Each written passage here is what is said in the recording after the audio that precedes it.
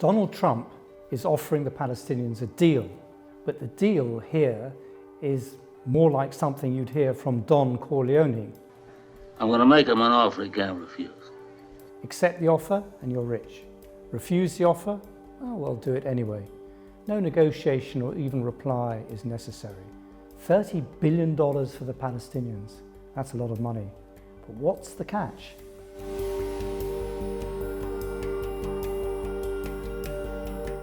This was a phrase first used by a real estate agent called Donald Trump, but it's never been published. Some say it can never be published. Others say it's designed for failure. Others still say it doesn't matter because it's already been enacted. But what exactly is it? It's easier to say first what it isn't. Its authors have been really clear about that. It isn't about a Palestinian state. They don't want to talk about a two-state solution, nor do they want to address the subject of Palestinian refugees or East Jerusalem as the capital of a Palestinian state. All that is off the table. Instead, it's loads of money to stay put, to accept Israel's troops in the Jordan Valley, that Israel will run Jerusalem, and that you'll be engaged in talks for 5 years which start from the basis of the territorial and other gains Israel has made so far. You can easily see why no Palestinian leader would touch this with a barge pole. أخذوا القدس والأراضي المحتلة وألغوا اللاجئين والمستوطنات شرعنوها والأراضي لم تعد محتلة. طب شو بقي؟ أنا بقول بدهم يضحكوا علينا بما تبقى. أنا بقول لا يوجد ما يقدموه. Firstly, it's absolutely within Israel's comfort zone. No settlers are being asked to move. In fact, the reason the publication of the deal of the century has been delayed is because Netanyahu has not been able to form a cabinet and another election will be held.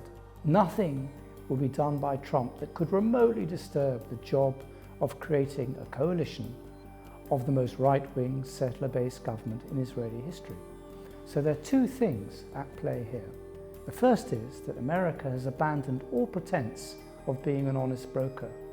The dealers here are religious zealots, Jared Kushner and David Friedman, who've openly and publicly exulted in and financed the illegal settlements.